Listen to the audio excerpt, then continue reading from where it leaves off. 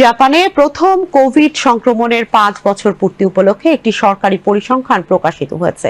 এতে দেখা যায় দেশটির মোট জনসংখ্যা 12 কোটির মধ্যে 7 কোটি মানুষ করোনা ভাইরাসে আক্রান্ত হয়েছে। গতকাল কায়োদু নিউজের বরাত দিয়ে এক প্রতিবেদনে এ খবর জানিয়েছে আনাদোলু এজেন্সি।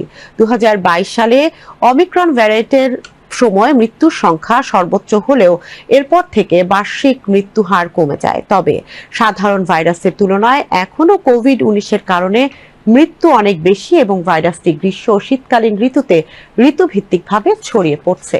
টোকিও বিশ্ববিদ্যালয়ের সংক্রামক রোগের অধ্যাপক ইউকি ফুরুসে বলেন, জাপানের জনসংখ্যার বড় একটি অংশ সংক্রমিত হবে বলে আশা করা হয়েছিল, তবে কার্যকর ভ্যাকসিনের দ্রুত উন্নয়ন এবং অন্যান্য প্রতিরোধমূলক ব্যবস্থা সংক্রমণের তীব্রতা কমাতে সাহায্য করেছে।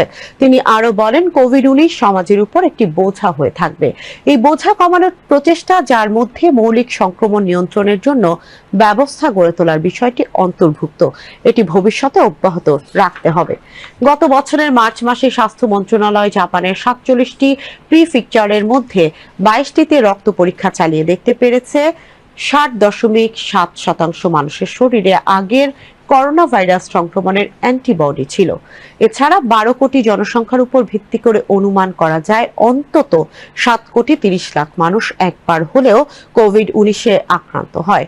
2020 থেকে আগস্ট 2024 পর্যন্ত জাপানে কোভিড-19 সংক্রমণের কারণে প্রায় 1,32,000 মানুষ মারা গেছে। একই সময় সাধারণ ভাইরাসে মৃত্যুর সংখ্যা প্রায় 3,600 বলে জানিয়েছে পরিসংখ্যান।